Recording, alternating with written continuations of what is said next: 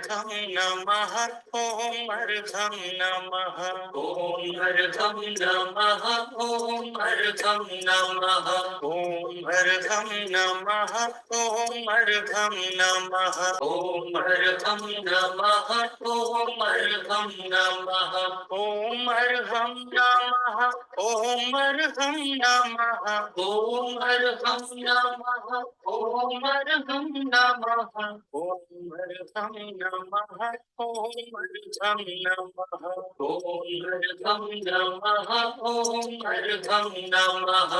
परम पावन परम आराध्य प्रातः स्मरणीय आचार्य श्री महाश्रमण जी के चरणों में शत शत नमन करते हुए हम आज का सत्र शुरू कर रहे हैं। त्रिपदी वंदना। वंदे अरहं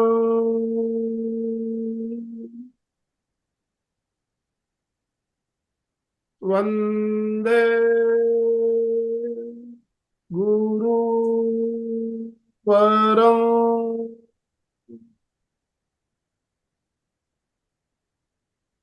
वंदे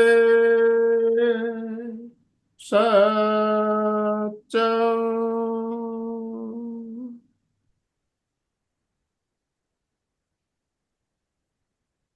सभी साधक साधिकाओं को जय जिनेन्द्र, सुप्रभात, गुड मॉर्निंग, ओम अरहम।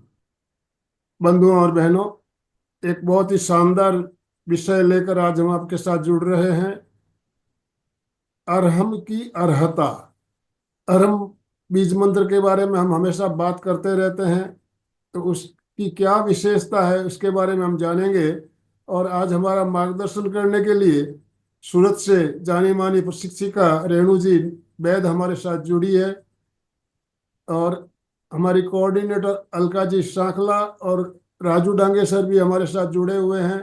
तो मैं आप सभी का त्रिवेणी संगम की तरफ से स्वागत करता हूं, अभिनंदन करता हूं। और मैं अब मंच अलका जी को समर्पित करता हूं आज का कार्यक्रम संचालन करने के लिए। Alka ji, over to you.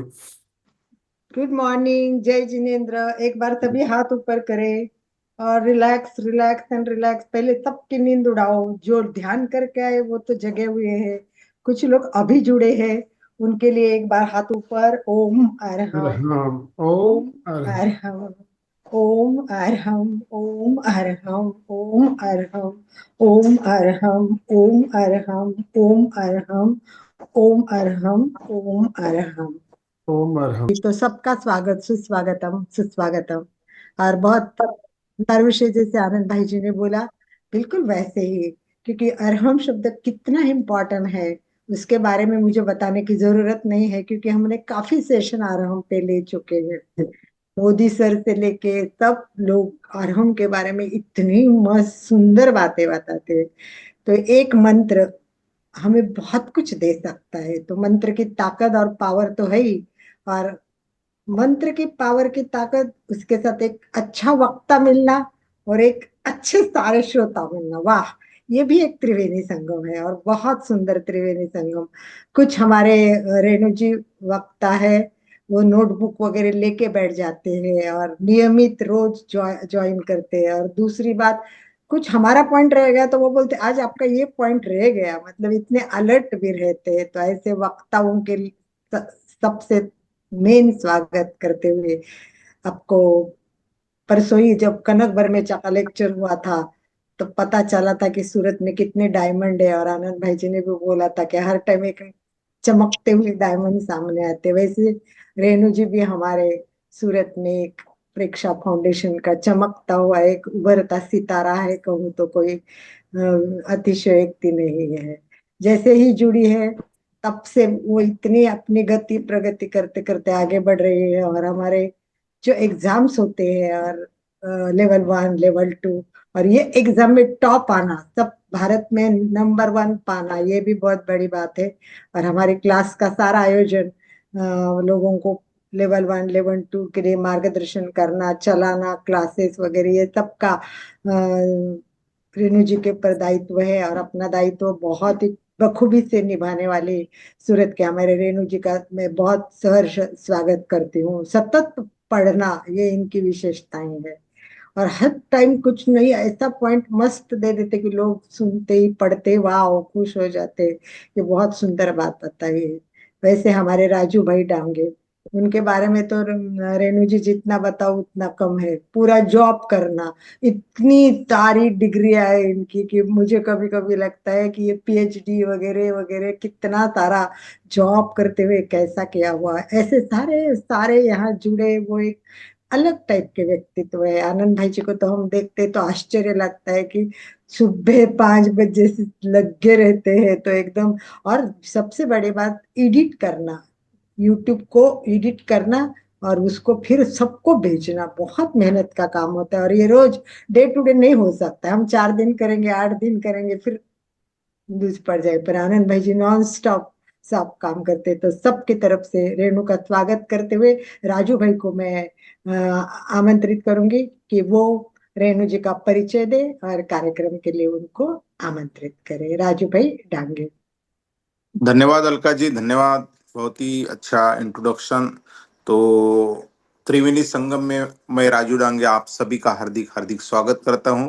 संवाद अंतर्राष्ट्रीय योग वर्ग, एमपी के फिटनेस क्लासेस और कल्याणम योगा सूरत, इन तीनों संस्थाओं के माध्यम से, इस त्रिवेणी संगम के माध्यम से पुनश्च मैं आप सभी का हार्दिक स्वागत करता हूं। आप सभी को पता है कि हमारी ज्वाइंट इवेंट होती है बुधवार गुरुवार को, और दुनिया के अलग अलग रिनाउंड ट्रेनर अपनी अपनी सेवाएं इसमें देते हैं। तो इसी श्रृंखला में आज के विशेष अतिथि प्रशिक्षक है हमारी रेणु जी बैद, अभी अभी जिनके बारे में हमने सुना है, जो सूरत से है। और प्रेक्षा लेवल 2 ट्रेनर है, प्रेक्षा लेवल 2 ऑनलाइन प्रेक्षा ध्यान क्लासेस की कोऑर्डिनेटर भी है, प्रेक्षा फाउंडेशन द्वारा नेशनल ट्रेनिंग कमेटी मेंबर भी है, और प्रेक्षा ध्यान teaching and training level 1 and level 2 for the student in Terapanth भवन सिटी लाइट सूरत में ये क्लासेस भी लेते हैं वहाँ पे। और उन्होंने डाइटिशियन का डिप्लोमा भी किया है। तो ऐसी बहुआयामी व्यक्तिमत्व हमारी रेणु जी का दहे दिल से हम स्वागत करते हैं, और सभी को रिक्वेस्ट करता हूँ कि ताली बजा के हमारे रेणु जी का हम हार्दिक स्वागत करेंगे। You are welcome to this Triveni Sangam. जैसा प्रयागराज का संगम है वैसा ही हमारा भी संगम है ये तीनों संस्थाओं का। और तीनों संस्था में बहुत दुनिया के आप जैसे अलग अलग ट्रेनर सेवाएं देते हैं। ये भी अभिषेक भी है, क्योंकि सुबह सुबह अच्छे विचारों का सिंचन होना, इससे बड़ा अभिषेक क्या हो सकता है। तो निश्चित रूप से रेणु जी को हम सुनना चाहेंगे। हमारे अलका जी ने बहुत जनों को अप्रिशिएट करती है, और ये अच्छे इंसान की लक्षण होता है कि जो दूसरों को अप्रिशिएट कब करता है, जो खुद अच्छा होता है। तो निश्चित रूप से अलका जी में तो बहुत सारी क्वालिटीज है। हमारे निरंतर प्रयास करने वाले, सफलता, द कंसिस्टेंसी इज अ की ऑफ सक्सेस। एमपी के फिटनेस क्लासेस के फाउंडर जो निरंतरता का बारे में अभी बताया अलका जी ने, हमारे आनंदमल सेठिया कितना निरंतर प्रयास करते हैं ये उम्र में। वो युवा है, वो ओल्ड नहीं है, ज्येष्ठ नहीं है, युवा है वो। तो ऐसे युवाओं का मैं स्वागत करता हूँ। और हमारे साधक जो देश प्रदेश से जुड़े, उनका भी हार्दिक हार्दिक स्वागत। ज्यादा समय ना लेते हुए मैं रेणु जी को रिक्वेस्ट करता हूँ कि you may start today session. Renu ji. ओम अरहम। ओम सभी से निवेदन, दोनों हाथ ऊपर करते हुए ओम अरहम के साथ रेणु ओम जी का स्वागत ओम करेंगे। ओम अरहम, ओम ओम अरहम। रेणु जी आपका बहुत बहुत स्वागत, बहुत बहुत अभिनंदन। ओम अरहम। ओम। Thank you so much for the kind words, Raju ji, Alka ji, Anandmal ji, uncle. Vande Guruvaram, Vande Guruvaram, Vande Guruvaram। आज की इस त्रिवेणी क्लास में उपस्थित सभी मेंबर्स को मेरा सादर ओम अरहम। कहते हैं कि किसी के प्रति अगर हम अपशब्द का प्रयोग करते हैं, कटु भाषा बोलते हैं, तो वो लड़ाई का, द्वेष का बहुत बड़ा कारण बनता है। और इसका सबसे बेस्ट एग्जाम्पल है द्रौपदी का दुर्योधन को कहना, अंधे का बेटा अंधा ही होता है।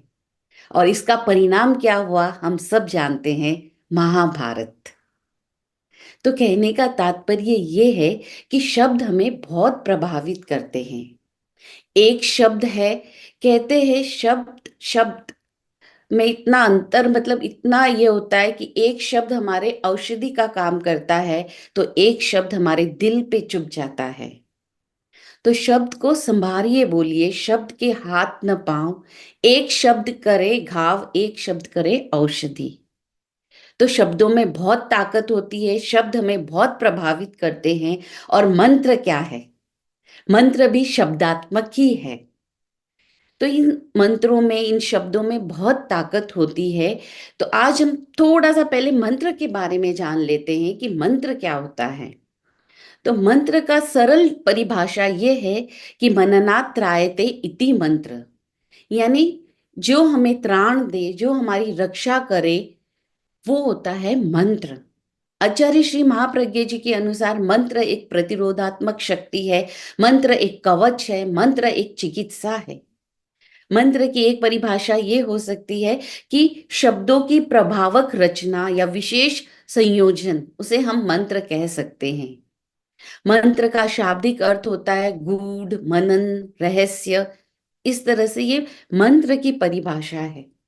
जैसे हिंदू धर्म में गायत्री मंत्र ऑफिशियल मंत्र हम कह सकते हैं, बौद्ध धर्म में ओम मणि पद्मे हुम मंत्र, वैसे जैन धर्म में नमोकार मंत्र, अरहम मंत्र, ये कुछ ऐसे ऑफिशियल मंत्र सबके होते हैं। तो हमने ये मंत्रों का डेफिनेशन जाना, और मंत्र साधना के कुछ मुख्य तत्व होते हैं। जैसे शब्दों की सही संयोजना होगी तो मंत्र अच्छा फल देगा, अगर गलत संयोजना होगी तो उसका दुष्प्रभाव भी हो जाएगा। ध्वनि प्रकंपन ये मंत्र का मेन अगर चीज मैं कहूं तो ये है, ध्वनि या प्रकंपन कहो। शुद्ध उच्चारण होना चाहिए। जो मंत्र की हम साधना कर रहे हैं उसका अर्थ हमें पता होना चाहिए। अगर मैं कहूं कि मंत्र की आत्मा क्या है तो वो है अर्थबोध। उच्चारण उसका शरीर है तो उसकी आत्मा है अर्थबोध। ठीक है। और वाचिक उच्चारण, फिर मंद उच्चारण, आखिर में मानसिक जप। ये एक जनरल मंत्र की मैं परिभाषा बता रही हूं आपको। श्वास की लय के साथ जुड़े, ये सबसे इंपॉर्टेंट है। 90% लोग बोलते हैं कि मंत्र फेरते हैं, माला फेरते हैं, हमारा मन नहीं लगता। तो इसका मेन कारण है कि हम उसको श्वास की लय के साथ नहीं जोड़ते। जब मंत्र को श्वास की लय के साथ जोड़ते हैं तो मन हमारा वहां पे लगता है, कहीं इधर उधर नहीं जाता, और ऊर्जा में भी वृद्धि होती है।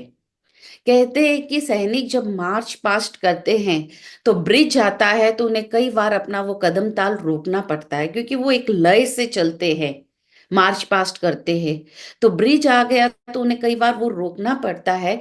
क्यों? क्योंकि ब्रिज की टूटने की संभावनाएं बढ़ जाती है, इतनी ऊर्जा होती है। तो इसलिए मंत्र को श्वास की लय के साथ जोड़े। भावना का योग, मंत्र में पूरे मनोभावों से करिए। जैसे आयुर्वेद में भावना की पुट लगती है, जितनी पुट लगेगी उतनी वो औषधि काम करेगी, उसका महत्व बढ़ जाएगा। तो मंत्र में भी भावना का, मनोभावों से, पूरे भावों से हमें करना है। ये ऐसा नहीं कि मंत्र का उच्चारण किए जा रहे और मन कहीं और है। पूरे मनोभावों से, श्वास के साथ, सही उच्चारण, लयबद्धता के साथ अगर हम मंत्र का प्रयोग करेंगे तो मंत्र जल्दी सफल होगा। और मंत्र की सफलता का सूत्र है तेजस शरीर तक पहुंचा देना। अगर मैं मनोविज्ञान की भाषा में कहूं तो अवचेतन मन तक पहुंचा देना।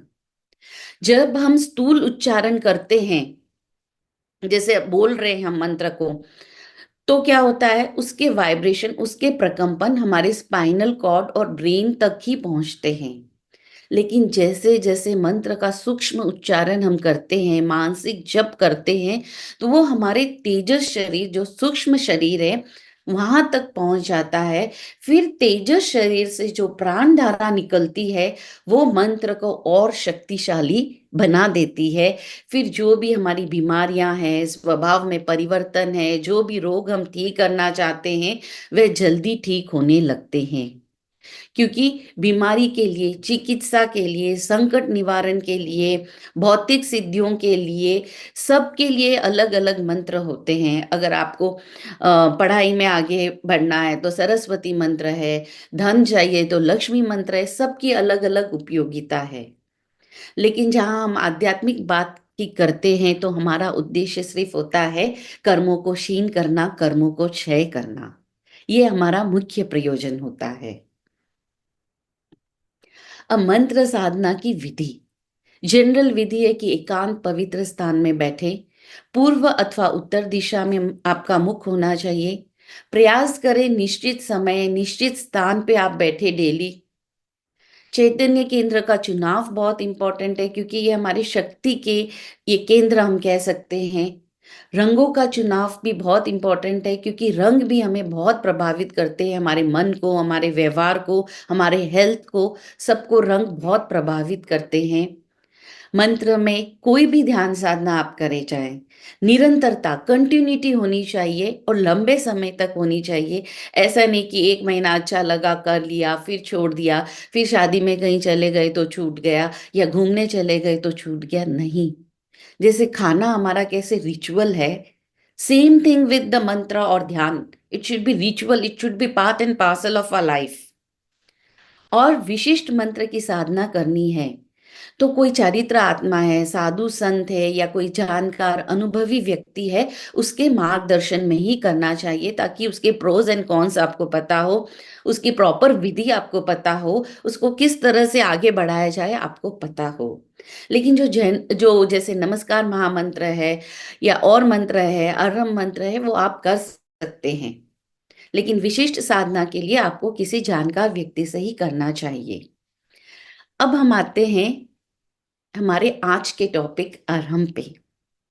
तो कहते हैं, साइंस भी ये मानता है कि हमारे भीतर बहुत, हमारे ब्रेन में बहुत शक्तियां सोई पड़ी है, और हम लोग जनरली, जो हम नॉर्मली सामान्य लोग हैं, हम अपनी क्षमता का केवल 5% ही उपयोग करते हैं। अगर कोई व्यक्ति अपनी क्षमता का 7 से 8% उपयोग करे तो वो एक महान व्यक्तियों में आ जाता है। और कोई व्यक्ति अगर 10% यूज कर ले अपनी ब्रेन की क्षमता का, तो उसका नाम तो चुनिंदा पर्सनैलिटीज में आ जाता है, वर्ल्ड फेमस वो हो जाता है। जैसे हम कहते हैं आइंस्टाइन, अलेक्जेंडर द ग्रेट, उनको 30,000 सैनिक के नाम याद थे अपने, जितने सैनिक थे 30,000 के नाम थे। आचार्य श्री महाप्रज्ञ जी का तो मैं क्या कहूं। तो ऐसे कुछ लोग होते हैं, फिर भी ब्रेन का 90% तो सोया हुआ ही है, शक्तियों का पार्ट। कहते हैं कि we use only 5% of our intelligence, whereas Einstein used 10%, 10 to 12% of his intelligence. There is such a gap between what we do and what we can do. है ना? तो शक्तियां हम सबके भीतर है, लेकिन वो सोई पड़ी है, उसको जगाना है, उसको अनुभव करना है। अर्हताएं हम सबके भीतर है, लेकिन हमें पता ही नहीं। तो एक तो हो गया अर्हता का अनुभव करना, कि हम सबके भीतर अर्हताएं हैं, क्षमताएं हैं, योग्यताएं हैं, कैपेबिलिटीज है। दूसरी बात है कि ये अर्हता कहाँ है, उसको जगाना है। तो अर्हता, शक्ति के स्रोत, अगर मेन मैं कहूं तो हमारा मस्तिष्क है। उसके बाद कुछ स्थान ऐसे और है शरीर में, जैसे ये कंठ, विशुद्धि केंद्र, जैसे हमारा नाभि का स्थान, तेजस केंद्र, रीढ़ की हड्डी का निचला स्थान, जिसे मूलाधार हठ योग में कहते हैं, प्रेक्षा ध्यान में शक्ति केंद्र कहते हैं। कई ऐसे शक्ति के स्रोत हमारे भीतर विद्यमान हैं, तो उन्हें जगाना है। तो अरहम मंत्र आज जिसका हम बात करने वाले हैं, ये अरहम मंत्र, ये विद्यमान शक्तियों को बढ़ाने का मंत्र है। हम इस मंत्र के माध्यम से प्राण शक्ति को सक्रिय करते हैं, प्राण शक्ति को एक्टिवेट करते हैं, और इससे हम अनुभव करते हैं कि हम कमजोर नहीं हैं, हम वीक नहीं, हम दुर्बल नहीं है, हम दीनहीन नहीं है, हम इंफीरियर नहीं है, हमारे भीतर भी शक्तियां हैं, हम उनको जागृत कर सकते हैं और उसका अनुभव कर सकते हैं। Whenever you feel like you can't do this, you can't do that, you feel like you're weak, yeah, you're inferior, in that situation, Aram mantra is very powerful to awaken your capabilities. आप कोई भी काम कर सकते हैं, तब ये अरम मंत्र आपके लिए बहुत उपयोगी है। तो अरम का अर्थ क्या है? अरम का अर्थ यही है, जो हमारे भीतर अरम यानी अर्हताएं हैं, योग्यताएं हैं, वो बढ़ाने वाला मंत्र है। अरम एक शक्तिशाली मंत्र है। अरम प्राण शक्ति को सक्रिय करने वाला मंत्र है। ये प्रेक्षा ध्यान का प्रतीक मंत्र है। प्रेक्षा ध्यान का अगर मैं कहूँ मुख्य मंत्र है तो अतिशयोक्ति नहीं होगी। अरम मंत्र ये अरहत का बीज मंत्र है। अरहत जैसे जिसमें अनंत ज्ञान, अनंत शक्ति, अनंत दर्शन, अनंत आनंद, इनफाइनाइट नॉलेज, इनफाइनाइट ब्लिस जिसमें जागृत हो चुका है, वे अरहत होते हैं। जिनकी अपनी क्षमताएं जाग चुकी है और जो दूसरों की क्षमताएं जगाने में लग जाते हैं, वे अरहत होते हैं। जैसे भगवान महावीर को हम कह सकते हैं अरहत थे। तो अरहत मतलब बहुत शक्तिशाली पर्सन हम कह सकते हैं। तो ये हम कह सकते हैं कि भगवान महावीर का प्रतीक है, या जो भी विश्व में, दुनिया में आत्माएं हुई है जिनमें अनंत शक्ति, अनंत ज्ञान, अनंत दर्शन, अनंत आनंद है, वह अरहत होते हैं। और अरहम उसका बीज मंत्र है। अरहम ये पंच परमेष्टि का प्रतीक है। जैसे ओम मंत्र पंच परमेष्टि का प्रतीक है, वैसे भी अरहम भी पंच परमेष्टि का प्रतीक है। जो नमस्कार महामंत्र में 5 विशाल व्यक्तित्व बताए गए हैं, उनको इस अरहम में स्थापित कर दिया गया है। तो अरहम पंच परमेष्टि का प्रतीक है, इसलिए भी ये अरहत का बीज मंत्र है। अगर इसका दूसरे दृष्टिकोण से देखें तो वर्णमाला आप सबको पता होगी ना, भूल तो नहीं गए हैं इंग्लिश पढ़ते पढ़ते। वर्णमाला में जो हमारा पहला अक्षर होता है अ, जो स्वर पहले अ और लास्ट में होता है ह, तो अ और ह को संयुक्त रूप में कंबाइन करके ये अरहम शब्द बना है। या मैं यूं कहूं कि ज्ञान का सारा संक्षिप्त रूप अ और ह के बीच में समाहित हो गया है, तो वो है अरहम। अरहम में आप देखिए र है और म है। र भगवान ऋषभ पहले तीर्थंकर, म लास्ट तीर्थंकर भगवान महावीर। इसको इस दृष्टिकोण से भी देखे, वर्णमाला या ज्ञान की दृष्टि से देखे, तो सारा ज्ञान का सार अ और ह के बीच आ गया है। अरम पदस्थ ध्यान के रूप में निरूपित किया गया है। जैसे ध्यान के सालंबन ध्यान, जब हम कोई आलंबन लेते हैं तो उसके 4 प्रकार के ध्यान होते हैं। एक तो होता है शरीर का पिंडस्थ ध्यान, एक होता है पद, हम कोई पद या मंत्र का आलंबन लेते हैं, तो अरम भी मंत्र है, पद है, तो उसका हम आलंबन लेते हैं, इसलिए पदस्थ ध्यान के रूप में आता है। फिर रूप रूपातीत ध्यान भी होता है। मंत्र की जो साधना है ध्यान की अपेक्षा सरल है, सहज है। अब हर कोई व्यक्ति ध्यान में प्रवेश नहीं कर पाता, ध्यान में मन नहीं लगता, तो बिगनर्स के लिए जप या मंत्र बहुत अच्छा माध्यम है, क्योंकि सरल है। उसको हम माला के द्वारा या फिर श्वास की लय से हम जब बार बार उच्चारण करते हैं तो धीरे धीरे एकाग्रता बढ़ती है, अभ्यास बढ़ता है, तो फिर हम ध्यान में भी प्रवेश इजीली कर पाते हैं। तो ये मैंने थोड़ा अरहम के बारे में आपको जब बताया। अब हम जानते हैं अरहम के उच्चारण के स्थान, ध्वनि, साइंटिफिकली इनका क्या इंपॉर्टेंस है। ठीक है, तो जब हम अ का उच्चारण करते हैं अरहम में, देखिए संस्कृत में उच्चारण के 8 स्थान बताए गए हैं। उर, कंठ, जीवामूल, दांत, नासिका, होठ, तालु, इस तरह 8 उच्चारण स्थान बताए गए हैं। तो ये बहुत इंपॉर्टेंट है, आज के स्टूडेंट्स इनके महत्व को नहीं जानते। तो उच्चारण का भी महत्व है, ध्वनि का महत्व है, रंग का महत्व है, साइंटिफिकली जो ग्लैंड्स होते हैं हमारे शरीर में इनका महत्व है। ये सब मिला के ये अरम इतना शक्तिशाली जाता है जिसकी हम कल्पना भी नहीं कर सकते। तो जब उच्चारण से पहले समझते हैं, जब हम अ का उच्चारण करते हैं तो अ का उच्चारण हमारा कंठ से होगा, ठीक है। और अ की ध्वनि जो होती है ना, ये विशुद्धि केंद्र, कंठ के पास ये क्या विशुद्धि केंद्र का स्थान है, ये प्रकंपित होता है, ये सक्रिय होता है। साइंटिफिकली ये थायराइड का स्थान है, थायराइड ग्लैंड का, जहाँ हमारे मेटाबॉलिज्म की क्रिया होती है। ये थायराइड ग्लैंड भी बहुत इंपॉर्टेंट है क्योंकि ये पूरे शरीर को मेटाबॉलिज्म की क्रिया प्रभावित करती है। और ये गले का स्थान बहुत इंपॉर्टेंट है। ये जो हमारा सिर का भाग है और धड़ का भाग है, इन दोनों का सेतु क्या है? गला। गला स्वस्थ है तो शरीर स्वस्थ है। तो इतना इंपॉर्टेंट स्थान है ये। इसको मन, ये गले का स्थान हमारे मन और शरीर को भी प्रभावित करता है। कहते हैं ये चंद्रमा का स्थान है। मेटाबॉलिज्म की क्रिया पूरे शरीर को प्रभावित करती है, हम सबको पता है। विशुद्धि केंद्र, इसका नाम ये शुद्धि, विशुद्धि केंद्र, ये वृत्तियों का परिष्कार करता है, आध्यात्मिक जर्नी में हमें आगे ले जाता है। तो इस स्थान का बहुत महत्वपूर्ण है, बहुत इंपॉर्टेंस है। दूसरा है र। र का उच्चारण मूर्धा से होगा। मूर्धा एक हमारे, हम कह सकते हैं दांत के ऊपर और पैलेट के आगे का भाग जो सिर से कनेक्टेड होता है, उसे हम मूर्धा कहेंगे। और इससे हमारा दर्शन, दर्शन केंद्र दोनों भ्रुकुटियों के बीच में, ज्योति ललाट के मध्य और ज्ञान केंद्र चोटी का भाग, ये प्रभावित होते हैं। और साइंटिफिकली रह, और हम में रह का उच्चारण करते हैं तो ये हमारे हाइपोथैलेमस, जिसे प्रेक्षा ध्यान की भाषा में मैं कहूँ शांति केंद्र का स्थान है।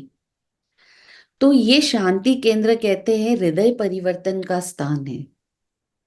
अब हृदय, वो हृदय नहीं जो हार्ट आप समझ रहे, जो पंपिंग करता है, वो तो एक मसल है। वो हमारा क्या हृदय परिवर्तन करेगा?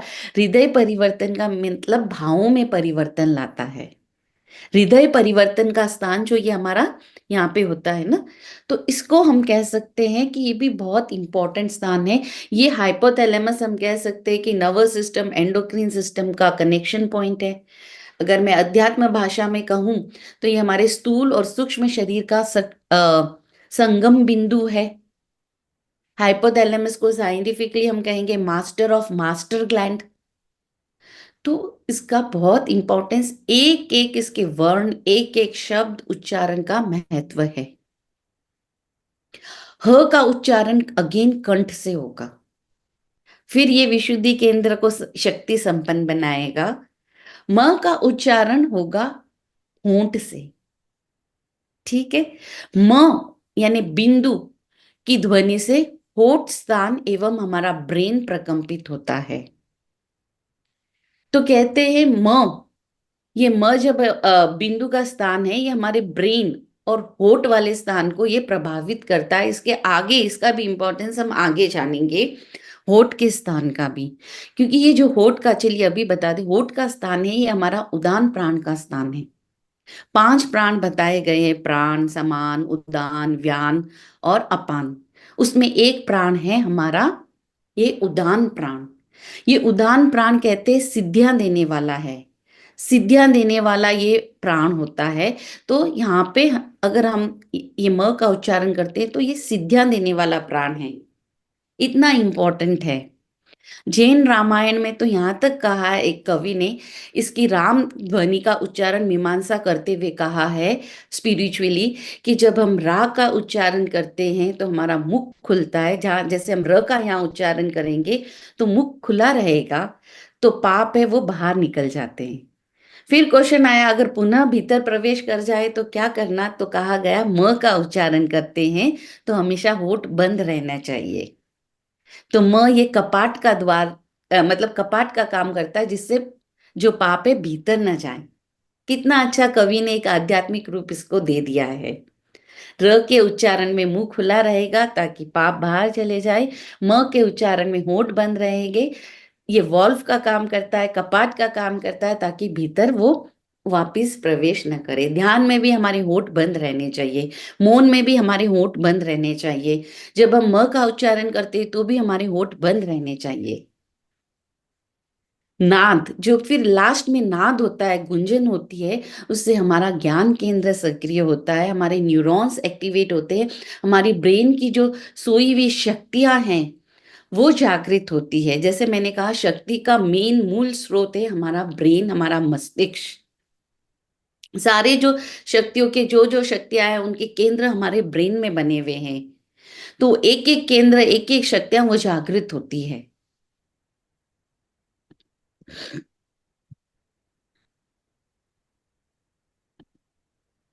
तो ये हमने अरम के उच्चारण के स्थान, ध्वनि, उच्चारण, साइंटिफिकली इसका एक रिकैप हम समरी कर लेते। अ का उच्चारण कंठ से होगा, विशुद्धि केंद्र ध्वनि, ध्वनि विशुद्धि केंद्र साइंटिफिक थायराइड ग्लैंड। र मूर्धा, इससे हमारे दर्शन, ज्योति, ज्ञान केंद्र ये प्रभावित होंगे। साइंटिफिकली ये हाइपोथैलेमस का स्थान है। रह दोनों हाइपोथैलेमस के स्थान होगा। ह का उच्चारण अगेन कंठ से होगा, फिर विशुद्धि केंद्र यहाँ शक्ति संपन्न बनेगा। म का उच्चारण होठ से होगा, ये उदान प्राण का स्थान है। होठ और हमारा ब्रेन इससे प्रभावित होता है साइंटिफिकली। और नाद हमारा ज्ञान केंद्र, चोटी का स्थान, हमारे ब्रेन के न्यूरॉन्स एक्टिवेट होते हैं। अब ये ध्यान से सुनिएगा, अरहम के वर्णों का कितना इंपॉर्टेंस है। अ, जो हमारा पहला अक्षर है हिंदी में, देवनागरी में, जो वर्णमाला का देवनागरी लिपि में फर्स्ट अल्फाबेट है अ, इसके योग से मंत्र की क्षमता बढ़ जाती है। अ ये कुंडलिनी तेजस शक्ति स्वरूप है। सृजन तत्व में अ प्रमुख तत्व है और इसका अभय का विकास होता है। अ का जब हम उच्चारण करते हैं तो अभय का विकास होता है। वैदिक परंपरा में अ को ब्रह्मा का वाचक माना गया है। अकार अमृतमय और सुखमय है। अमृत का ये कोश है, नेक्टर ऑफ लाइफ, और ये सुखमय है। ये है अ का इंपॉर्टेंस। दूसरा वर्ण है अरम में र। इसे अग्नि बीज, सीड ऑफ फायर भी कहते हैं। इससे बुरे संस्कार नष्ट होते हैं, क्षीण होते हैं। इससे तेजस या विद्युत शक्ति, जब र का उच्चारण करते हैं ना, तो तेजस या विद्युत शक्ति जागृत होती है। और जब ये तेजस और विद्युत शक्ति जागृत होती है तो इससे जड़ता समाप्त होती है, स्फूर्ति जागती है। जैसे लेजीनेस खत्म होता है, स्फूर्ति आती है, सक्रियता बढ़ती है। र तेजोमय है।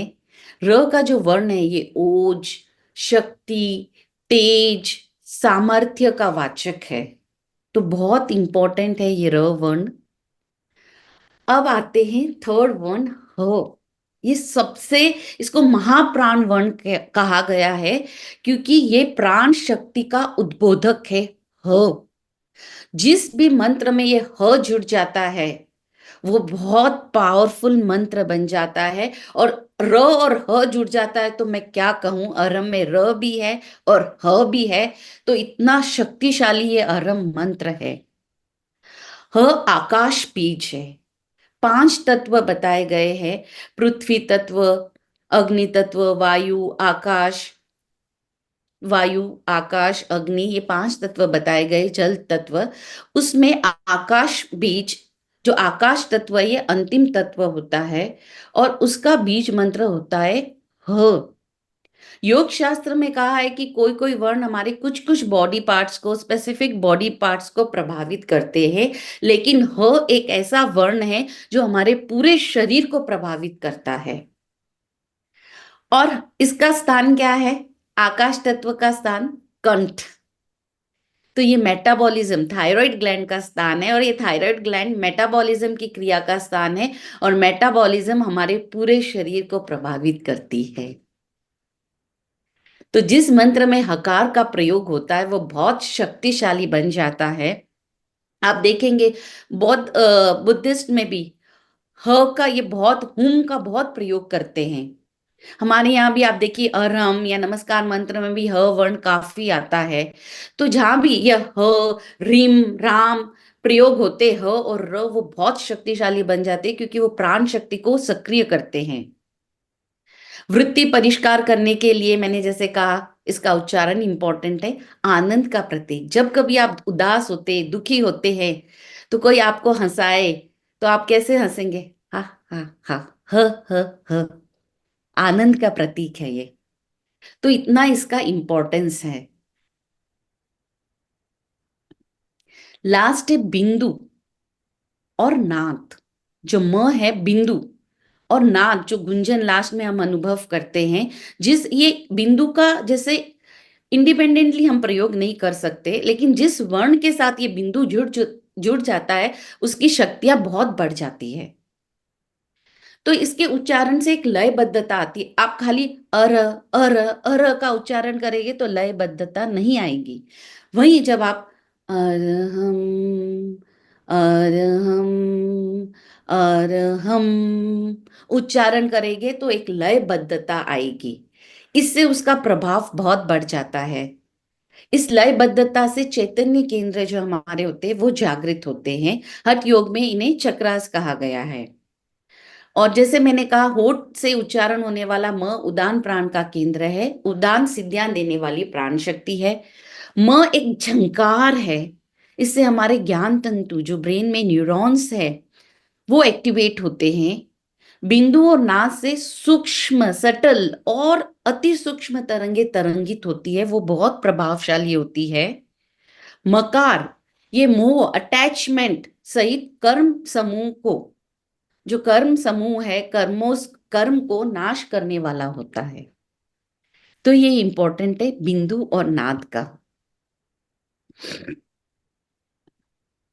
अब अरहम मंत्र के लाभ, ये मोक्ष प्रदाता है, क्योंकि इसमें पंच परमेष्टि का, इसको हमने कहा, पूरा सार आ जाता है, पूरी ज्ञान राशि का सार आ जाता है। ये अनंत ज्ञान, अनंत शक्ति, जो वीतराग भगवान होते, एकदम प्योरिटी का जिनका रहता है, न राग न द्वेष, उसका प्रतीक है। तो बहुत पावरफुल मंत्र है। हम भी बन सकते हैं अरहम, अगर इसका हम ध्यान करते हैं। भौतिक सिद्धियां तो देती ही है। ये हमारे एंडोक्रिन ग्लैंड्स के स्राव को संतुलित करती है। रिसर्च बताते हैं, जब हम ऐसी ध्वनि का उच्चारण करते हैं तो हमारे शरीर में जो एंडोक्रिन ग्लैंड्स हैं उनके स्राव संतुलित होते हैं। हमारे जो नर्वस सिस्टम है, उसके ऑटोनॉमिक नर्वस सिस्टम के दो पार्ट है, सिंपैथेटिक नर्वस सिस्टम और पैरासिम्पैथेटिक नर्वस सिस्टम। रिसर्च ये बताती है कि ये दोनों सिस्टम का संतुलन स्थापित होता है जब हम अरहम की, ओम की ध्वनि करते हैं, तो एक बैलेंस क्रिएट होता है, सुरक्षा कवच का निर्माण होता है। प्रेक्षा ध्यान में जब भी आप ध्यान करेंगे, पहले आपका अरहम का उच्चारण कराया जाएगा या महाप्राण ध्वनि का। क्यों?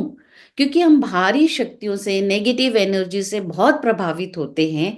तो उसके पहले जब हम अरहम का उच्चारण कर देते हैं तो हमारे शरीर के चारों ओर एक कवच का निर्माण हो जाता है, जिससे जो भारी बुरी शक्तियां हैं, नेगेटिव एनर्जी, वो हमें प्रभावित नहीं करेगी और हमारा ध्यान अच्छा होगा और वो कवच हमारे सुरक्षा करेगा। तो इसकी भी बहुत अच्छी विधि बताई है आचार्य श्री महाप्रज्ञ जी ने, कि जब आप तेजस केंद्र पर, नाभि के पास एक कमल के फूल का इमेजिन करिए और उसके बीच में अरहम को लिखा हुआ देखिए, और उस वहां से उसकी रश्मियां निकल रही है और शरीर के चारों ओर कवच का निर्माण कर रही है। नो टाइम इसका उच्चारण करें तो एक सुरक्षा कवच निर्माण हो जाएगा। हम बाहर की नेगेटिव एनर्जी से प्रभावित नहीं होंगे। वे आ भी जाएगी तो उस सुरक्षा कवच को टकरा कर वो वापस चली जाएंगी। प्राण शक्ति को सक्रिय करता है, क्योंकि प्राण शक्ति यानी ऊर्जा, शक्ति, शक्ति तो हमें चाहिए हर कोई काम करने के लिए। चैतन्य केंद्र जागृत होते हैं, शक्ति संपन्नता का बोध, ब्रेन की सुप्त शक्तियां जागृत होती है, मानसिक तनाव दूर होता है। आप अरहम की ध्वनि आप 5 बार करके देखिए, आपका श्वास भी लंबा हो जाएगा और ऐसे लगेगा सारे तनाव, सारे टेंशन, भार विसर्जित हो रहे हैं। आरोग्य प्रदान करता है, सहज आनंद की प्राप्ति। तो और भी इसकी लिस्ट बहुत लंबी है, हमारे पास समय कम है, तो इतने ही लाभ हम मेन चर्चा करेंगे। और अरहम न्यास, अरहम का ध्यान आप, जब अरहम न्यास का प्रयोग अभी आपका चल ही रहा है तो उसमें कायोत्सव का प्रयोग हो जाता है। लेशिया ध्यान आप रंग के साथ कर रहे हैं। मंत्र का उच्चारण कर रहे हैं, शरीर प्रेक्षा का भी प्रयोग हो जाता है, उस स्थान को आप देख रहे हैं, प्रेक्षा कर रहे हैं, तो कई सारे प्रयोग एक अरहम न्यास में हो जाते हैं। इसमें आपका मन भी इजीली लग जाता है, आप इन्वॉल्व हो जाते हो, ये बहुत इफेक्टिव भी है, बहुत जल्दी रिजल्ट्स आते हैं और आरोग्य देने वाला है। व्हाइट कलर को कहा गया है आरोग्य देने वाला है, रोग को ये एक तरह से रोग का अपहार करने वाला व्हाइट कलर होता है, स्वास्थ्य का कलर होता है, पवित्रता और मानसिक शांति देने वाला है। व्हाइट कलर आप देखिए, साधु संत व्हाइट कलर के कपड़े क्यों पहनते हैं? क्योंकि शांति देने वाला, पवित्रता का प्रतीक है। होम्योपैथी की दवाई आपने देखी होगी, व्हाइट गोलियां होती है स्वास्थ्य के लिए। तो व्हाइट कलर अपने आप में बहुत शक्तिशाली, असीम शक्तिदायक है। तो कोशिश करें कि आप व्हाइट कलर में ही अरहम का ध्यान करें। ऐसे लाल रंग में भी आप कर सकते हैं। लाल रंग सक्रियता, शक्तिवर्धन का है, लेकिन लाल कलर के साथ एनर्जी बढ़ती है, हीट बढ़ती है, फिर उससे आपको गर्मी लग सकती है, हेडेक हो सकता है। अगर आपको पूरी जानकारी नहीं है और आपने लाल रंग में ज्यादा ध्यान कर लिया, गर्मी बढ़ गई, तो तकलीफ हो सकती है। तो इसीलिए हर कोई मंत्र, हर कोई चीज आपको अनुभवी व्यक्ति के गाइडेंस में करनी चाहिए, तो उसका इफेक्ट, श्वेत रंग का कोई साइड इफेक्ट नहीं है। पीला रंग भी बहुत अच्छा है, अगर अरहम के ध्यान में हम करते हैं। पीला रंग कहते हैं सौभाग्य देने वाला है, बुद्धि और आभा का प्रतीक है। बुद्धि का विकास करना है, मनोबल को बढ़ाना है, हैप्पीनेस का कलर है, आभा का प्रतीक है, सौभाग्य बढ़ाने वाला पीला रंग होता है। और यहाँ पे ध्यान ये रखना है कि हमें चमकते हुए रंग में ही ध्यान करना है। अगर आप पीला भी कर रहे हैं, व्हाइट भी कर रहे हैं, क्यों? दो कलर होते, एक तो ब्राइट कलर और एक डल कलर। तो जो ब्राइट कलर है ये प्रशस्त कलर होते, शुभ होते, ऑस्पिशियस होते हैं। डल कलर जो मटमैले कलर है, इन्हें इनऑस्पिशियस या अप्रशस्त कहा गया है। तो ध्यान में हमेशा ब्राइट कलर का ही करना चाहिए। अगर आपको प्रशस्त भावधारा चाहिए तो प्रशस्त यानी ब्राइट कलर का चुनाव करना जरूरी है। चमकता हुआ कलर, डल कलर नहीं करना है हमें। लास्ट में मैं अपने वक्तव्य को आचार्य श्री तुलसी की इन पंक्तियों के साथ करना चाहूंगी। अरहम की अर्हता। अरहम अरहम की ध्वनि ध्वनित रहे दिन रात, मन वाणी में, कर्म में, चिंतन में साक्षात। अ अमृतमय कोश है, र तेजोमय स्पष्ट, प्राण शक्ति का केंद्र ह, बिंदु हरे सब कष्ट। ओम अरहम।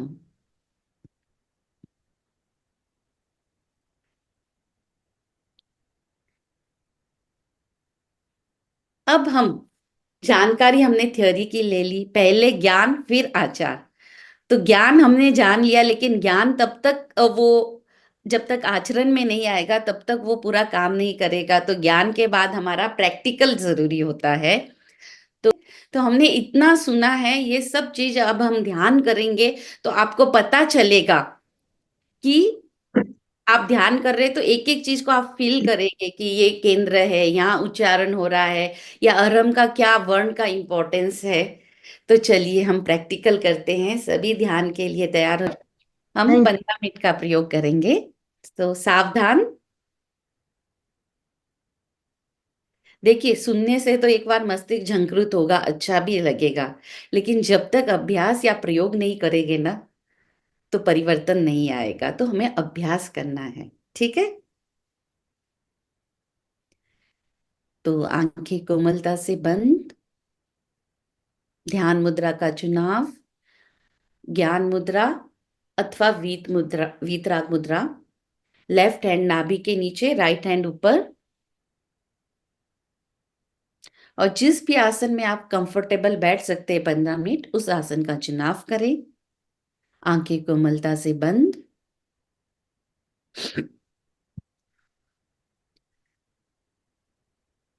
पहले हम कायोत्सर्ग करेंगे, शरीर को रिलैक्स और तनाव मुक्त करेंगे। रीढ़ की हड्डी सीधी, गर्दन सीधी रखें।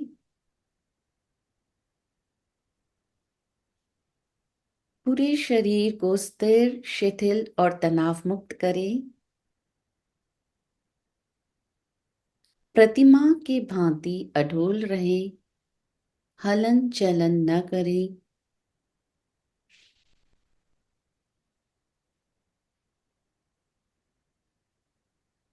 पूरा शरीर पैर से सिर तक शिथिल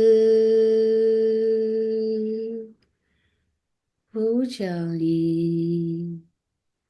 रिलैक्स, रिलैक्स। अनुभव करें पूरा शरीर रिलैक्स हो रहा है।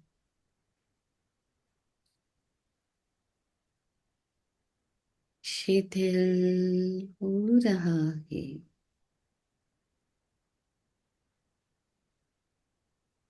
रिलैक्स। अनुभव करें पूरा शरीर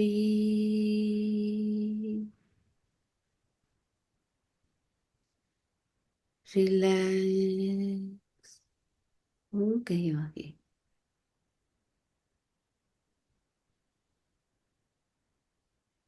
शिथिल हो गया है। अब पूरा ध्यान राइट पैर के अंगूठे पे ले जाएं। चमकते हुए श्वेत रंग का ध्यान करते हुए अरहम का मानसिक जप करें, अरहम न्यास करें। अरहम न्यास यानी अरहम को वहां स्थापित करना, इंस्टॉल करना।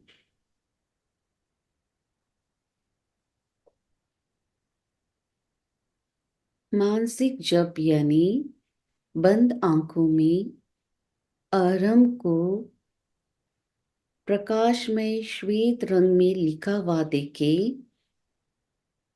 मानसिक जप बहुत शक्तिशाली होता है।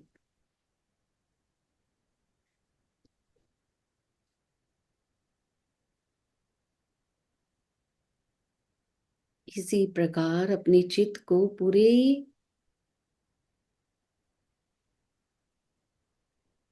राइट पैर की अंगुलियों, पंजा और तलवा पर फैलाएं। श्वेत रंग के साथ अरहम न्यास का प्रयोग। अरहम, अरहम, अरहम।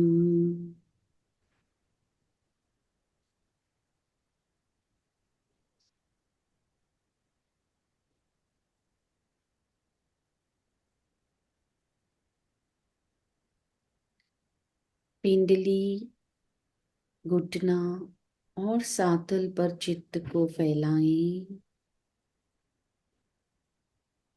चमकता हुआ श्वेत रंग का ध्यान और अरहम का मानसिक जप करते जाएं।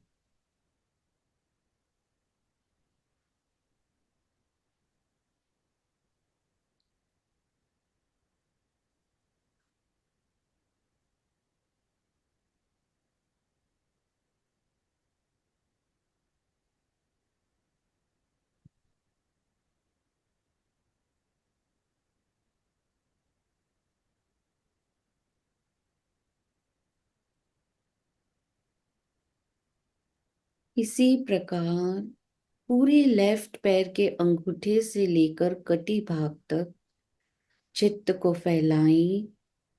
चमकते हुए श्वेत रंग में अरहम न्यास करते जाएं।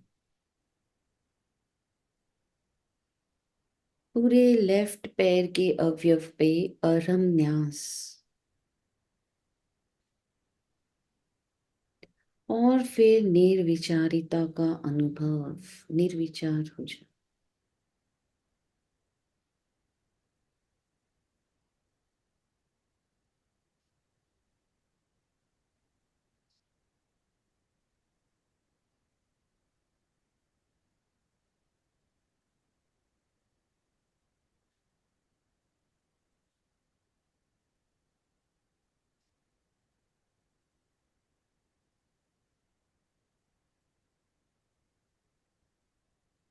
पूरे लेफ्ट पैर पे अरहम का मानसिक जप। अरहम, अरहम, अरहम।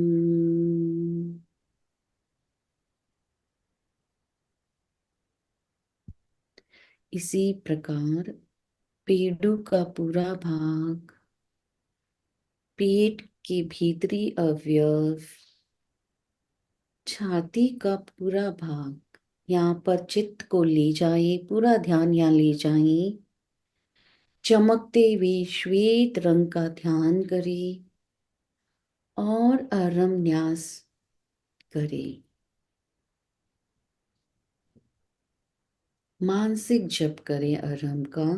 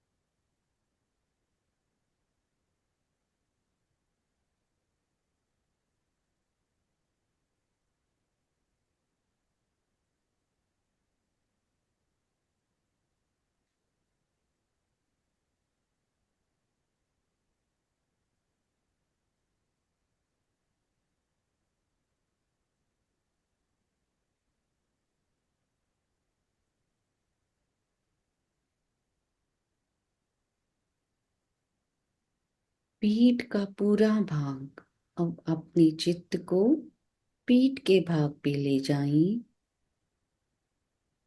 श्वेत रंग का ध्यान और अरहम का मानसिक जप और फिर निर्विचारिता का अनुभव।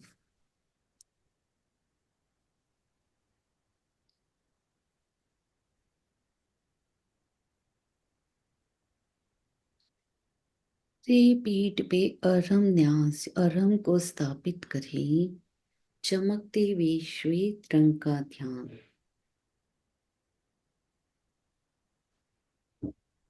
पीठ और गर्दन।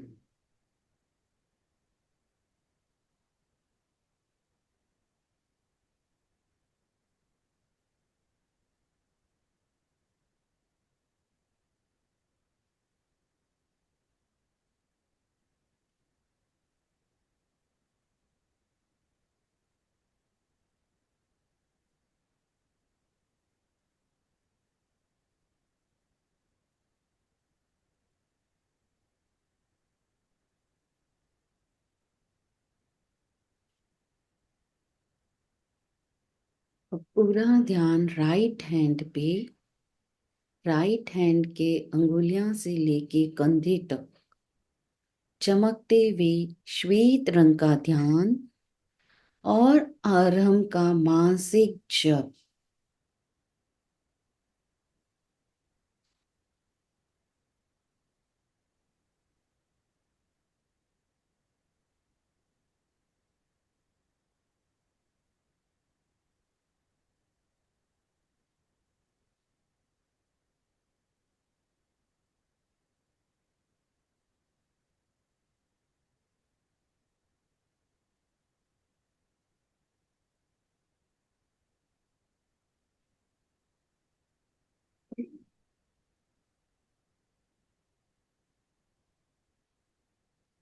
अरहम, अरहम, अरहम।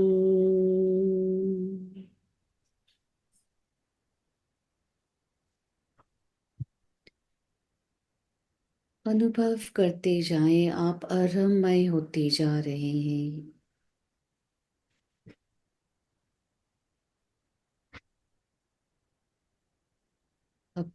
अपना ध्यान लेफ्ट हैंड पर ले आए।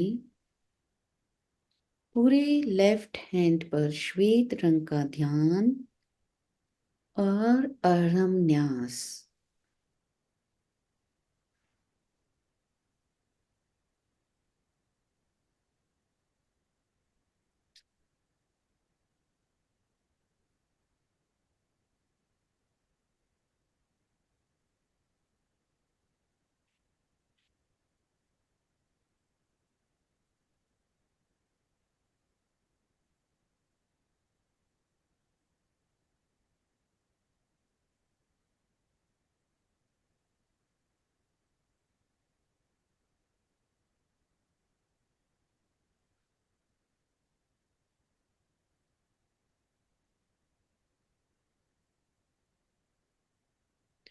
अब चित्त को गले के स्थान पर ले आए।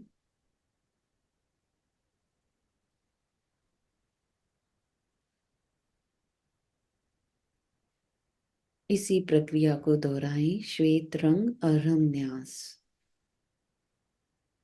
कंठ का स्थान बहुत महत्वपूर्ण।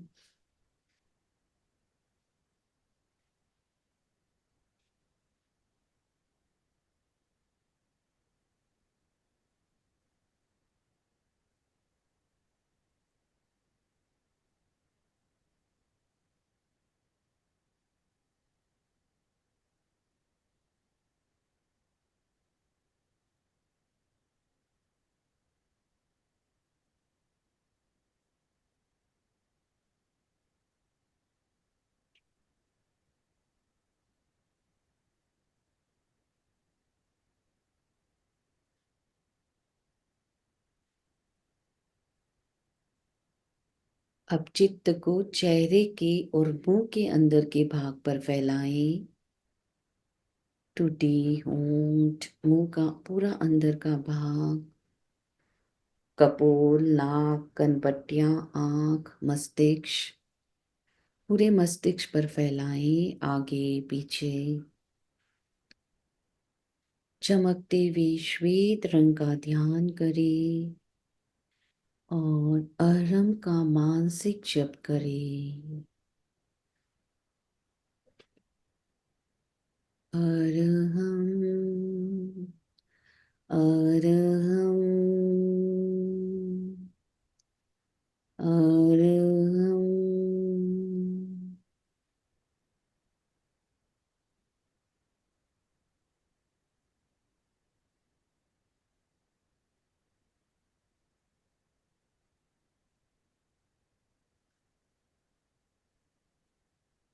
पूरे मस्तिष्क पर भी श्वेत रंग का ध्यान करें।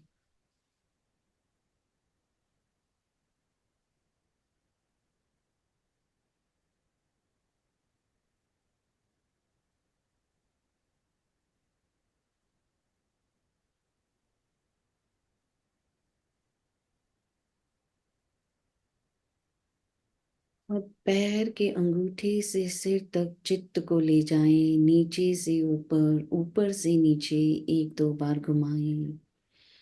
अनुभव करें अरहम बन गए, अरहममय बन गए हैं। शक्ति संपन्नता का अनुभव।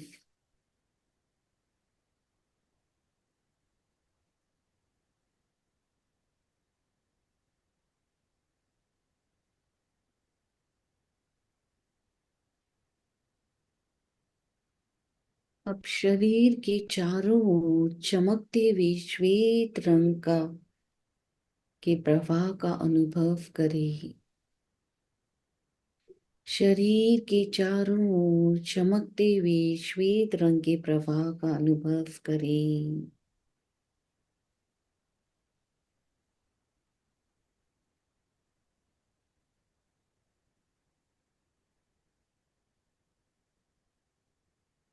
आभा मंडल की निर्मलता का अनुभव करें।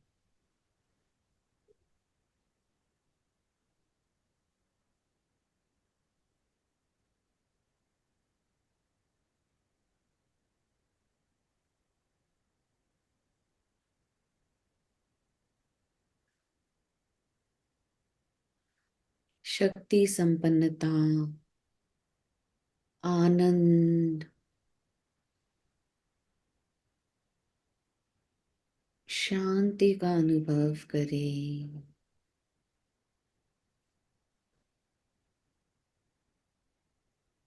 अरहम अरहम अरहम अरहम अरहम अरहम।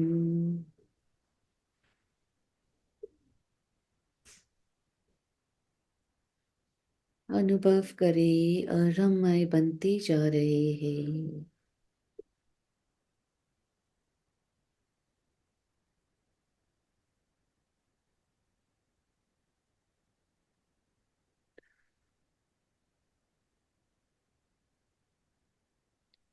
वीतरागता का अनुभव करें।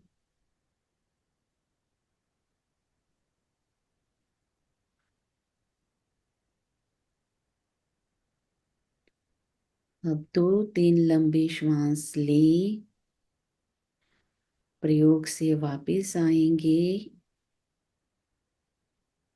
शरण सूत्र का सह उच्चारण एक बार करेंगे।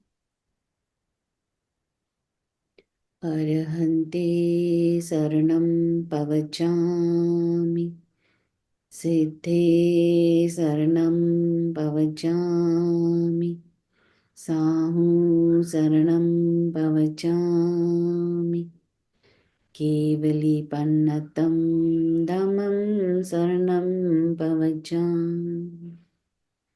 ओम अरहम प्रयोग संपन्न। ओम अरहम।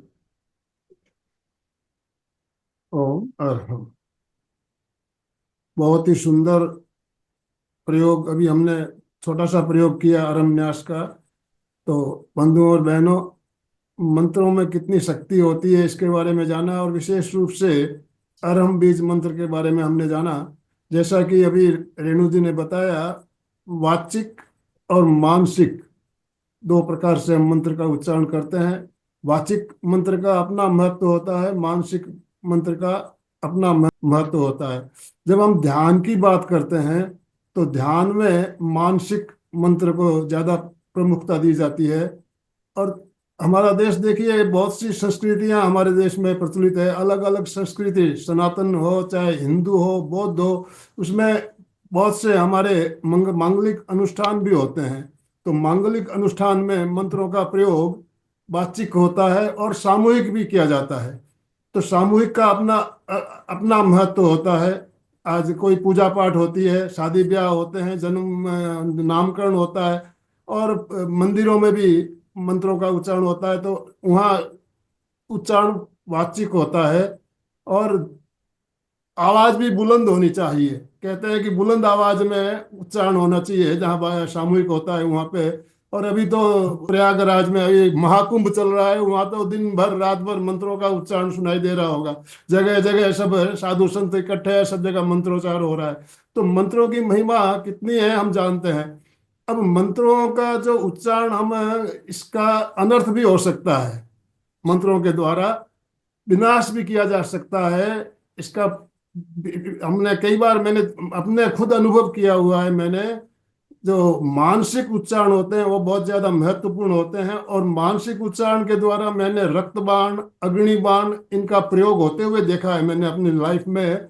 किस तरह से एक कच्चे नींबू को एक मंत्र के द्वारा जला दिया जाता है, अग्निबाण के द्वारा। तो ये दुष्प्रभाव भी मंत्रों के बहुत होते हैं। तो हमें उनके बारे में चर्चा नहीं करनी है। हम आत्म साधना करने के लिए जुड़े हैं। तो हमें ध्यान साधना में मंत्र का उच्चारण कैसे किया जाए, ये बात हमने आज बहुत ही अच्छी तरह से जानी।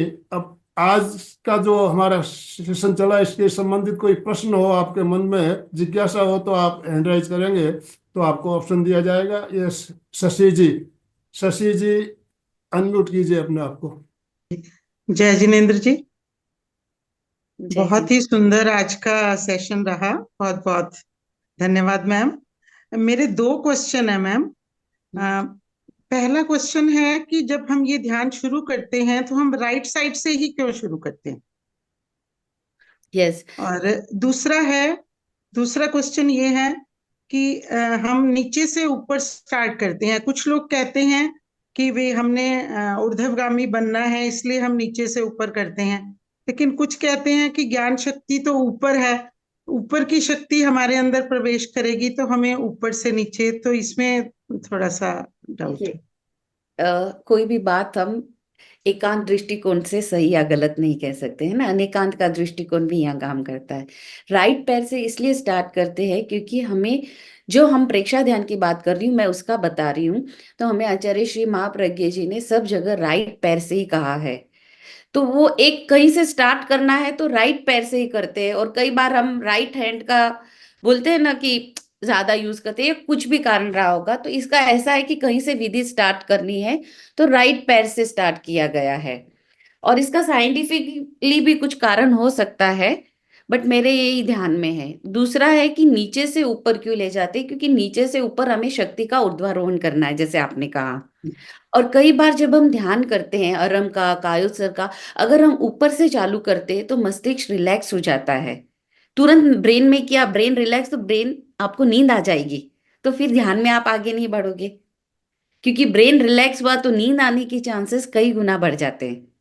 तो पैर से करते करते हम सिर पे ले जाते हैं और शक्ति का ऊर्ध्वारोहण भी होता है। दोनों कारण है, आप करके देखिए। पहले सिर को करेंगे आप तो इतने रिलैक्स हो जाओगे कि ध्यान से ज्यादा आपको नींद आएगी। तो इसीलिए ये क्रम बताया गया है। और राइट पैर का साइंटिफिक कोई कारण हो सकता होगा, कहते हैं कि राइट पैर के अंगूठे पे पहले ध्यान करते हैं तो हमारी एकाग्रता कई गुना बढ़ती है, ऐसे मैंने कहीं पढ़ा था। और आचार्य श्री महाप्रज्ञ जी ने सब जगह से राइट पैर का ही किया है, तो हम गुरु का जो रहता है वहां क्वेश्चन नहीं करते, गुरु ने कह दिया वो ठीक है, इतना मुझे पर मालूम हम ना लेफ्ट साइड को टाइम भी कम देते हैं, राइट साइड के पाम को, अंगूठे को भी है। एक दिया, कारण उसको ये भी दिया। है कि शुरुआत राइट से कर रहे हैं, तो उसको जैसे हम नींव हमने रख दी, फाउंडेशन हमने रख दिया कि राइट पैर से शुरुआत हो गई, फिर थोड़ा थोड़ा बढ़ाते। आप चाहो तो ज्यादा टाइम भी ले सकते हैं, इसमें कोई नियम नहीं है। ओम हरि। राइट पैर से स्टार्ट थैंक यू किया जी। तो वो वहां पे हमें एकाग्रता बढ़ानी है, प्रयोग की शुरुआत करनी है, तो थोड़ा सा शुरुआत में टाइम देना पड़ता है। ओम परम। बहुत सुंदर, बहुत ही आनंद आया, बहुत सुंदर प्रयोग, और आपके समझाने का तरीका तो बहुत ही सुंदर। एक तो स्माइलिंग फेस और बताने का ढंग बहुत ही सुंदर, बहुत आनंद आया। मैं तो डेली कर रही हूँ आजकल, सुबह भी करती हूँ, 5:30 वाला भी। मुझे बहुत बहुत खुशी होती है, बहुत तो आनंद। अभी समय नहीं था, कभी और लेंगे। इसकी 5-6 विधियां हैं, जिसको जो अनुकूल हो, जिसकी जो रुचि हो, जिसका जहां मन लगे, इसका हम प्रयोग कर सकते हैं। इसको ध्वनि के साथ कर सकते हैं, इसको कवच का बना सकते हैं, इसको यहाँ पे ज्योति केंद्र में भी आप अरम, अगर गुस्सा जिसको ज्यादा आता है, क्रोध, आवेग, आवेश ज्यादा है, तो ज्योति केंद्र पे भी आप अरम का ध्यान कर सकते हैं। तो जो ये नेगेटिव इमोशंस है वो कम हो जाएंगे। तो बहुत है अभी तो इसका टॉप ध्यान करना। मेरे कुछ लेफ्ट मौसम के फुट पे ना अनुसार भी थोड़ा, रंग का चयन किया जा सकता है। हाँ, मेरे, देखिए गर्मी है तो व्हाइट कलर आप करिए, गर्मी हो या कुछ भी, व्हाइट कलर तो सदाबहार है। रेड कलर से जैसे मैंने कहा गर्मी बढ़ती है, तो जनरली हम व्हाइट ही कराते हैं। पीला रंग भी अच्छा है। और अगर आप ये करने के बाद आप यहाँ पे व्हाइट कलर का ध्यान कर लेंगे, तो जो भी ऊर्जा इकट्ठी हुई है ना, व्हाइट कलर क्या ठंडा कलर होता है, तो व्हाइट कलर आप करिए, पीला कलर करिए, और फिर आप यहाँ पे ध्यान कर लेते हैं, ज्योति केंद्र प्रेक्षा कर लेते हैं, तो एक्स्ट्रा एनर्जी है वो सबसाइड हो जाती है, रिलीज। सुनहरा रंग भी बताया गया, गोल्डन कलर भी हाँ, आचार्य। गोल्डन येलो कलर स्पिरिचुअलिटी में आगे बढ़ाता है। गोल्डन येलो कलर स्पिरिचुअलिटी का, पीला रंग जैसे बुद्धि, मनोबल, आभा, सौभाग्य का कलर है, जिसकी जैसे आवश्यकता। बट व्हाइट कलर जैसे मैंने बोला ना, सब कुछ है उसमें, पवित्रता, मानसिक शांति, स्वास्थ्य है, सब कुछ है। ओम हरि। रेड कलर थोड़ा सा सावधानी के साथ, या ज्यादा देर नहीं करना है, यस। स्किप कर सकते हैं। अशोक जी ने हैंड राइज किया हुआ है। अशोक जी। जिज्ञासा नहीं है, बस एक बात रख रहा था। जैसे अरम का आज अपने को डबल डोज मिल गया। सुबह सविता जी ने 5:30 से 6 बजे गोल्डन कलर का ध्यान करवाया, और अभी रेणु जी ने अपने सफेद कलर का ध्यान कराया। पूरा वातावरण शांतिमय हो गया। हम अपने आप को भाग्यशाली समझते हैं कि इस एमपी के फिटनेस के प्लेटफॉर्म पर ऐसे ऐसे अनुभवी ट्रेनर आते हैं और अपने को अलग अलग तरह का ज्ञान प्रदान करते हैं, जिससे हम अपनी आध्यात्मिक जर्नी को आगे बढ़ा सके। ओम हरा। ओम अरहम, ओम अरहम। मधु जी, यस मधु जी। अशोक जी की बात से रेणु जी मैं बहुत सहमत हूँ। आपसे तो मैं बहुत कुछ करती रहती हूँ क्लासेस। बहुत अच्छा लगा, बहुत ही अच्छा लगा। और मैं कुछ और करूं ना करूं, अरहम न्यास जरूर कर लेती हूँ। कुछ वो जरूर करती हूँ। और एक रात को मंजू सुपानी जी जो करवाती हैं, ओम बहुत अरहम, अच्छा लगता है। बस मुझे कुछ नहीं। ओम अरहम। बहुत यस, विभा जी को अनम्यूट ऑप्शन दे रहा हूँ, विभा जी बोलिए। Thank you. जय जिनेन्द्र सभी को। एक तो आपका स्माइली फेस देखकर ही बहुत अच्छा लगा, और अरहम का जो आपने अर्थ बताया आज, काफी बहुत बढ़िया बताया, और उतना मन प्रफुल्लित हो गया है। और दिन भर अरहम अरहम, वैसे भी जो सुबह का क्लास रहता है उसमें अरहम न्यास चलते रहता है, दिन भर वही शुरू रहता है मन में। और आपने और बताया कि ये हमेशा दिन भर करते रहो। मन प्रफुल्लित हो गया आज तो आप ओम सुनकर। अरहम। थैंक यू राजेश ये जी, सभी को। राजेश रेणु जी जी, जैन। रेणु जी, ये हमारे दो है, विभा यूएस से है और मधु जी। दोनों की बहुत प्रॉब्लम है, हेल्थ प्रॉब्लम बहुत ज्यादा है। परंतु वो पूरा अपने आप को लगता है प्रेक्षा ध्यान से काफी रिलैक्स महसूस करती है। मधु जी हमेशा बोलती हो कि मतलब उनको ये पता नहीं कि मेरी आखिरी श्वास कब होगी, अभी हो, कल भी हो सकती है। देखिए मंत्र बहुत है, सॉरी, बहुत सारी, लेकिन एक मंत्र को आप पकड़ लीजिए, अरम को पकड़ लीजिए, तो वो एक मंत्र ही आपकी नाव पार लगा देगा। ज्यादा और हम भी और विभाजी है, उनको रोज डेली डायलिसिस करते हैं अमेरिका में, डेली। पर इतने मतलब समर्पित है, नॉलेज लेते हैं और प्रयोग करते हैं। और विभाजी का नॉलेज तो इतना ज्यादा है जैन धर्म का भी, कि वो कभी कभी हमको बताते हैं, कुछ कुछ बातें हमारे में ऐड भी करते। तो बहुत एक वो भी कर सकते हैं विभा जी। आशा जी, ऐसा क्यों होता है कि इतना करने पर भी हमें ये बीमारी रहती है? डायलिसिस लेना पड़ता है या दवाइयां, वो समझ नहीं आता है। पूर्वज कर्मवाद। पहले कर्मवाद पे सब बात आके कर्मवाद। समाप्त हो जाती है। बस बस। कर्मों की नहीं। निकाचित कर्म तो यस, भोगने ही पड़ते हैं। हाँ। अभी मुझे कुछ बता रहे थे मेरे नाम से अभी। हाँ, आप बहन, ये अरम न्यास कर रहे हैं, आप स्वस्थता के लिए भी सुझाव साथ में दे सकते हैं। उस जहाँ पार्ट आपका रुग्ण पार्ट है वहां पे फिर साथ में स्वस्थ स्वस्थ स्वस्थ उस पार्ट को आप सजेशन भी दे सकते हैं। मैं तो कर्म निर्जरा का ही सजेशन देती रहती हूँ बस। तो वो सबसे अच्छा है, लेकिन हीलिंग के तौर से बताया, ये हाँ, अरम से बन गए ना तो सब कुछ हमारे आ जाता है। जैसे इसका टॉपिक ही ये वीतरागता है ना, तो हाँ, बस कुछ कषाय कषाय कम हो और कर्म निर्जरा हो, ये तो है, आया है। इस हाँ जन्म में समता भाव से भुगत लेना है और चले जाना है। सही। मैम, इससे राइट ब्रेन की शक्ति भी अपनी जागृत होती है अरहम जाप से। सभी पूरा बैलेंस्ड हो जाता है, राइट भी चाहिए हमें, लेफ्ट भी चाहिए। ठीक जी है ना, मैम। लेफ्ट नहीं होगा तो संसार चलेगा नहीं ना, तर्क गणित भाषा जी दोनों का मैम। बैलेंस हो जाता है। जो जी मैम। शक्तियां सोई हुई है वो जागृत हो जाती है। और जी दोनों मैम। का ऐसे नहीं कि एक ज्यादा होगा एक कम, संतुलन, जी। जैसे मैंने बोला सिंपैथेटिक पैरासिम्पैथेटिक का संतुलन, वैसे जी सब। मैम। शॉर्ट में राजू भाई, मैंने भी एक बात बताई थी और मधु जी को तो बहुत अच्छी लगी, उनका वो मैसेज तुरंत आया था। और रेणु जी, जब अरहम का ध्यान दिन भर करने के लिए कहते हैं, तो मैंने 2 लाइन बताई थी वो गीतिका की, तो सबको बहुत अच्छी लगी थी। आज वो गीतिका मैं सेंड करूंगी। अरहम का ध्यान लगाऊं, सांसों का एक तारा बजाऊं, अरहम अरहम का ध्यान लगाऊं, सोते उठते अरहम अरहम, छूटे अहम अरहम पद पाऊं, अरहम अरहम का ध्यान ओम लगाऊं। अरहम। Yes, Dange sir. बहुत बढ़िया, बहुत बढ़िया। एक मस्त अलका जी ने भी बढ़िया गीत पेश किया आराम का महत्व, और रेणु जी ने तो बहुत ही सुंदर टेक्निकल साइंटिफिक सभी तरीके से। और मंत्र सही मायने में एक अवयव पे नहीं, मंत्र एक वाइब्रेशन होते हैं, वाइब्रेशन हमारे तरंग होते हैं। और वो हर ध्वनि का अपना अपना महत्व है, हर शब्द का अपना अपना महत्व है। तो उस शब्द से जो तरंग निकलते हैं, वो तरंग हमारे हर सेल पे इम्पैक्ट करते हैं।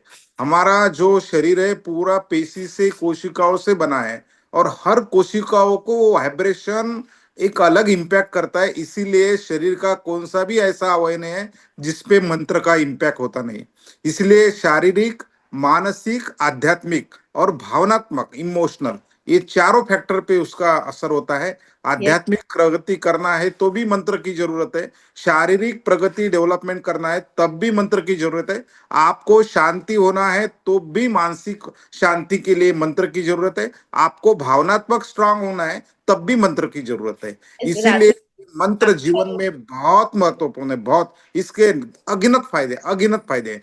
कर्तरी मंत्र होता है, माला मंत्र होता है, बीज मंत्र होता है, तो उससे अलग अलग मंत्र। ये प्रार्थना जो हम बोलते हैं वो भी मंत्र है, वो भी मंत्र, लेकिन उस टोन से वो होना चाहिए, उस वाइब्रेशन से होना चाहिए, फिर उसका इम्पैक्ट बराबर आता। अगर प्रमाणबद्धता है, अप्रमाणबद्धता है तो उसका इम्पैक्ट आएगा लेकिन ज्यादा नहीं आएगा। इसीलिए मंत्र कैसे उच्चारना ये भी एक आर्ट है। और हमका जो मंत्र अभी बताया है बहुत ही सुंदर, बहुत ही सराहनीय, विश्व की एक शाब्दिक शक्ति है।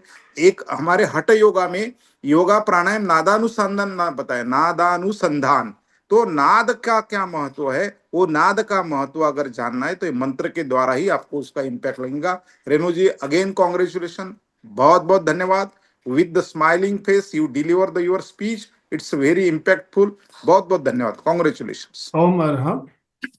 तो समय संपन्न हो चुका है हमारा ऑलरेडी, तो समापन की ओर चलेंगे। रेणु जी, आपको कुछ कहना हो, 1 मिनट आप कह सकते हैं तो हम समापन की मैं ओर यही चलेंगे। कहना चाहूंगी कि ये टॉपिक जैसे कहा यहाँ पे सब, आप आनंदमल जी, अलका जी, राजू जी, सब इतने जानकार है। मैंने एक प्रयास किया और जो कुछ भी सीखा है गुरुदेव की कृपा से। सही कहा राजू जी ने कि जैसे हर एक रिसर्च ने भी बताया, एक बात से मैं बात संपन्न करूंगी कि जब ये ध्वनि प्रकंपन होते हैं, ये वाइब्रेशंस हमारे भीतर तक, हर एक सेल तक जाते हैं, उस अवयव की मसाज हो जाती है, वहाँ ब्लड सर्कुलेशन अच्छा होता है और वो स्वस्थ हो जाते हैं। रिसर्च भी ये बताता है। तो ये सही कहा उन्होंने, हर लेवल पे ये असर करता है। ओम अरहम। ओम अरहम। अब हम समापन की ओर चलेंगे। दोनों हाथ जोड़ते हुए, रीढ़ की हड्डी गर्दन सीधी रखते हुए, आंखों को बिना दबाव दिए कोमलता से बंद रखते हुए मेरे साथ साथ सभी मानसिक उच्चारण करें। मैं चैतन्यमय हूँ, मैं आनंदमय हूँ, मैं शक्तिमय हूँ। मेरे भीतर अनंत चैतन्य का, अनंत आनंद का, अनंत शक्ति का सागर लहरा रहा है। इसका साक्षात्कार करना ही मेरे जीवन का परम लक्ष्य है। हमारा आज का दिन मंगलमय हो, आनंदमय हो, शांतिमय हो। इन शुभ भावनाओं के साथ ओम शांति शांति शांति। कृतज्ञोस्मि, हम सब गुरुदेव के आभारी हैं। कृतज्ञोस्मि, हम सब गुरुदेव के आभारी हैं। कृतज्ञोस्मि, हम सब गुरुदेव के आभारी हैं। सुचेता जी अनम्यूट कीजिए, स्लोगन के साथ समापन। जय जिनेन्द्र सभी को। रेणु जी का भी बहुत बहुत धन्यवाद, जो इतनी अच्छे तरह से उन्होंने बताया अरहम नर्स के बारे में। सब एक साथ बोलेंगे, जो हमें रोज मिलता है, जो सुबह मिलता है ना, वही डोज दिन सारा, और दूसरे दिन के इंतजार भी रहते कि कोई व्यक्ति आएगा और हमें ज्ञान अर्जन देगा। तो फिटनेस का डोज 1 घंटा हर रोज। फिटनेस का डोज 1 घंटा हर रोज। फिटनेस का डोज 1 घंटा हर रोज। ओम अरहम।